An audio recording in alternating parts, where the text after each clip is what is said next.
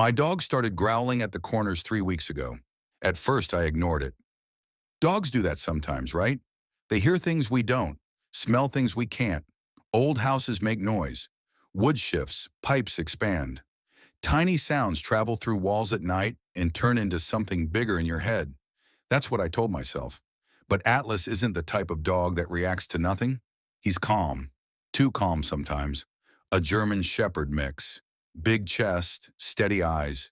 The kind of dog that studies before he moves. He doesn't bark at passing cars. He doesn't flinch at thunder. When someone knocks, he doesn't panic. He positions. So when he started growling at the corner of my living room, I noticed. The first time it happened, it was 2:13 a.m.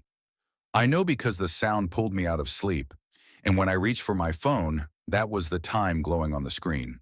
The growl was low, deep, sustained, not warning, not playful, not confused. It was the kind of growl a dog makes when it knows something is wrong. Atlas was sitting at the foot of my bed, staring into the hallway. The hallway was dark except for a thin line of streetlight leaking through the window. It stretched shadows long and thin across the walls. He wasn't looking down the hallway. He was looking at the top right corner where the wall meets the ceiling, and he didn't blink. I whispered his name. Nothing. I sat up. The growl deepened, vibrating in his chest. It didn't break. It continued like a low engine running. I turned on the hallway light. Silence. Instant. Atlas relaxed, stood up, looked at me like nothing happened. That should have unsettled me more than it did. The next night it happened again. Same time. Different corner. This time it was the living room. I woke up to the sound of claws lightly tapping on tile. Atlas was standing in the middle of the room, body stiff, tail low. He wasn't barking.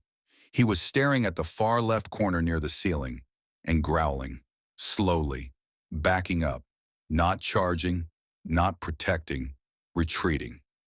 That's when I felt it for the first time. That small, quiet discomfort crawling under your skin. I turned on the lamp beside the couch. The room brightened. Everything looked normal, except the corner. It wasn't darker exactly. It just didn't look finished. Like light reached every other surface but hesitated there. Atlas whimpered and left the room. Over the next few nights it became routine. 2:13 a.m. growling, different corner, always high up, where the walls meet the ceiling, always in darkness, never when the lights were on. I checked for rodents. Nothing. Checked for water damage. Nothing. I even climbed up on a chair and ran my hand along the ceiling line. Solid, cold, normal. But Atlas wouldn't go near those corners after dark. He would sit in the middle of the room, head tilted upward, tracking something I couldn't see. Then came the night I decided to record it. I set my phone against the bookshelf facing the living room and let it run overnight. At 1:47 a.m., Atlas walked into frame. He sat down, stared up, and started growling. I leaned forward watching the playback the next morning. The room looked empty, still, quiet. Then at 1:49 a.m., something changed. The shadow in the corner didn't move like a shadow. It didn't shift with passing headlights. It didn't stretch. It deepened. That's the only word I can use. It looked like the corner receded inward, just slightly, as if the angle of the room bent backward. Atlas immediately stepped back. Slow, measured. His growl didn't get louder, it got quieter, like he didn't want to be heard. I replayed it 10 times. Each time I felt colder. That corner wasn't flickering, it wasn't glitching. It was changing shape. The next morning the house smelled metallic, not strong, but there, like pennies rubbed between fingers. Atlas refused to enter the living room. He stood at the doorway staring upward, waiting. That night I didn't sleep. I turned off all the lights and sat on the couch with him. If something was there, I wanted to witness it. The house was silent. 2:12 a.m. Atlas stood up. 2:13 a.m. He growled, low, long. The air felt thick. And then, from the corner, something answered. It wasn't an echo. It wasn't a reflection of sound. It was a second growl, higher, wet, layered. It sounded like it came from inside the dark. Atlas yelped and jumped back. I couldn't move. The sound wasn't loud, but it wasn't far either. It felt close, too close, like something was pressing against the shape of the room, testing it. Atlas didn't bark. He didn't attack. He retreated behind me and kept growling. The corner didn't move, but it felt occupied. Then the growl came again, shorter, almost curious, not angry, not defensive. Curious, like it was trying to copy him. That's when something clicked in my head. Atlas wasn't growling at the corner. He was growling at whatever was looking out of it. I reached for the lamp and flipped it on. The light flooded the room. Atlas bolted down the hallway. I stayed. For half a second, just half a second. The corner wasn't empty. It wasn't shadow, it wasn't darkness. It looked like a vertical fold, like the room had been sliced and something was standing just behind it. And when the light hit it fully, it pulled back. Not faded, not vanished. Pulled back, like something stepping behind a curtain. The wall looked normal again. Flat. Still. Empty. Atlas hasn't growled since that night. He doesn't look at the corners anymore. He looks at me. And sometimes when I walk past the living room after midnight, I feel something above me. Not moving, not breathing, just waiting. Last night I lay in bed staring at the ceiling. The house was quiet, too quiet, and somewhere near the corner above my door, I heard a low rumble. Soft, testing. It didn't sound like Atlas. And this time, it didn't sound like it was coming from the dark. It sounded like it was coming from inside the wall, like something was learning how to stay. The next morning I told myself it was stress. Sleep deprivation does things to your brain. It stretches shadows. It adds meaning to silence. It makes patterns where there aren't any. That's what I kept repeating. But Atlas didn't look stressed. He looked alert, focused, like he was tracking something that had moved. Because now, he wasn't staring at the corners anymore. He was staring at the middle of the ceiling, right above where I usually sit. I tested something that afternoon. All the lights on, every lamp, every overhead bulb, curtains open. The house felt normal again. Bright, warm, safe. Atlas relaxed. He even lay down in the living room for the first time in days. For a moment, I almost laughed at myself, until I noticed something small. The sunlight hit every part of the ceiling evenly, except one faint vertical line. It wasn't dark. It wasn't cracked. It just didn't reflect light the same way. Like a seam, like the room had been stitched together. I climbed onto a chair, ran my hand over it, smooth, cold.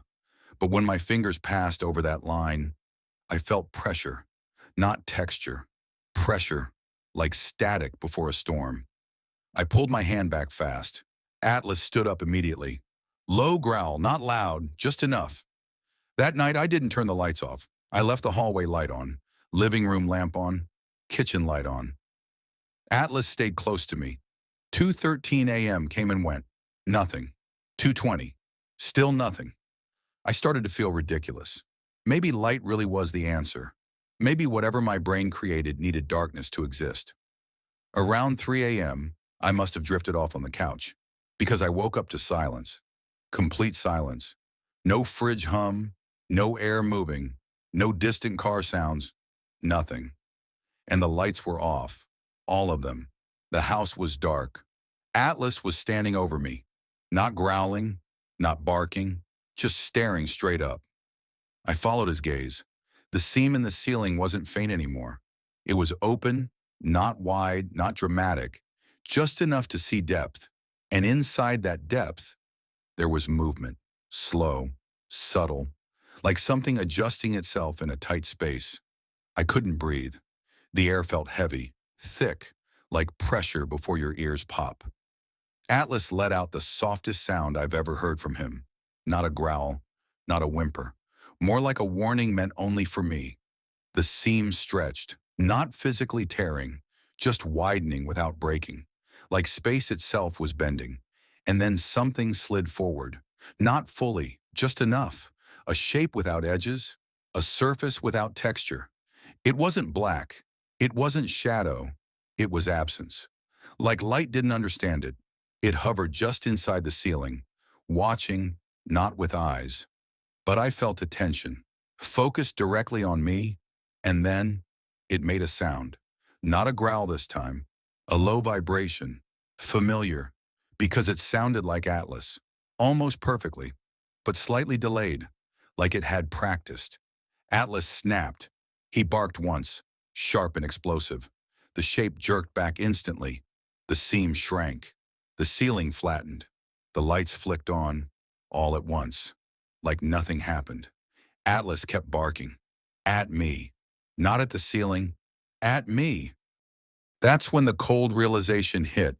It wasn't trying to learn Atlas. It was trying to learn me. The growls, the sounds, the timing. It was mimicking behavior, studying reactions, testing boundaries. And the lights? The lights weren't protection. They were interruption. Whatever it was didn't disappear when the lights came on. It just stepped back, like it understood the rules better than I did. I didn't sleep after that. I packed a bag, called my brother, told him I needed to stay a few nights. When I opened the front door to leave, Atlas froze. He wouldn't step outside. He was staring back into the house, at the ceiling, at the seam, low growl building again. But this time, the sound didn't echo from above. It came from behind us, from inside the house, near the living room, a low rumble, perfectly matching Atlas's pitch, then slightly improving it, cleaner, stronger. Atlas went silent, slowly. He turned his head toward me, not scared, not confused, just aware. And for the first time since this started, he wasn't warning the corner. He wasn't warning the ceiling. He was warning me, because the growl behind us wasn't coming from the seam anymore. It wasn't coming from the walls. It was coming from somewhere lower, closer, somewhere that had learned enough. And when I looked down at the shadow stretching from my own feet under the porch light, it didn't move when I did.